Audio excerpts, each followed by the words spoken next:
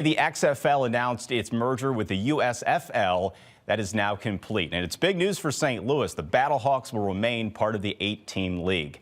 First Alert 4's Nathan Vickers is live outside the Dome after speaking with Battlehawk fans about the merger and, Nathan, the excitement for the upcoming season.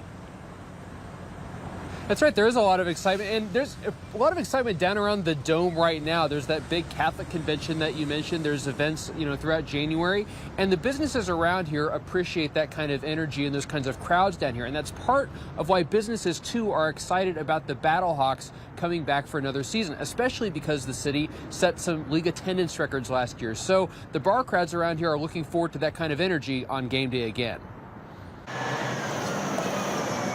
It's been a busy New Year's Day around the Dome. It's fun. It's a lot of different people, a lot of different faces. Joey Garcia works nearby at the Over-Under, a bar that's become especially busy during spring football season when the Battlehawks take the field. Last year was crazy, so I'm always working, especially if they're here. It's always wild. Last year, St. Louis fans answered the call. Sorry about that. It's just fun. This man's part of a Battlehawks fan group called The Coop.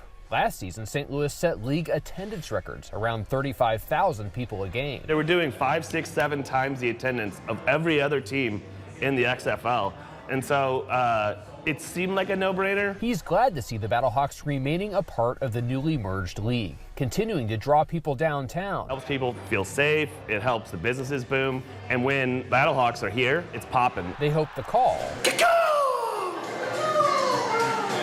keeps catching on. Anytime I hear it, I instinctively also yell caw. Everyone's out here to enjoy some football because St. Louis misses football.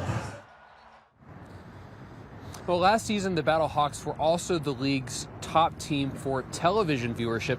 Now, the UFL has not published their schedule for the upcoming season yet, but the games are scheduled to start in March.